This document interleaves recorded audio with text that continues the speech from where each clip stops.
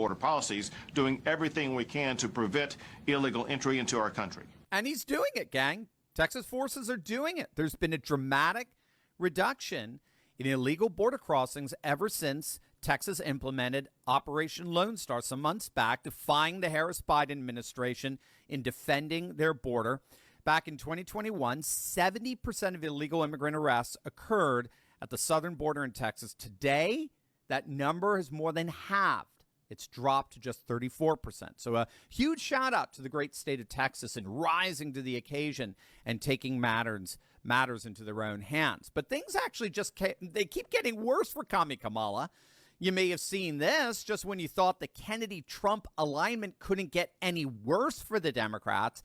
Now a judge has ruled that third-party far-left candidate Cornel West will remain on the ballot in Michigan. Now remember, the Party of Democracy, the self-anointed party of protecting democracy, has been doing everything it possibly can to block people like Cornel West and Jill Stein and Bobby Kennedy from appearing on swing state ballots. You'll never, ever hear that from the legacy media. The legacy media just sits back and allows the despotic Democrat Party to tout themselves as the defenders of democracy without any pushback, willfully ignoring their 24/7 efforts at deliberately thwarting Democratic participation. Well, thankfully, the courts are stepping up here.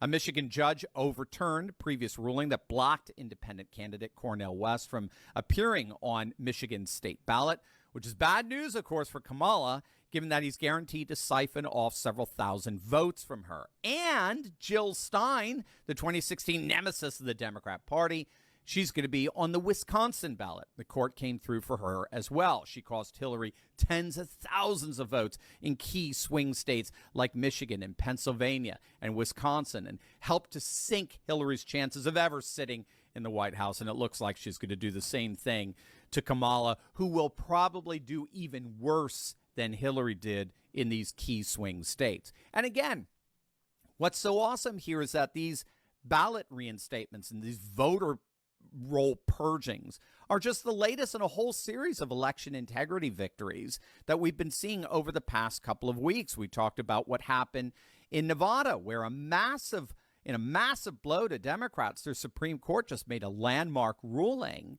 that affirmed that election officials do in fact have the right to withhold certification of the vote as long as that vote is being contested. And again, here, the key is, I mean, if you remember, one of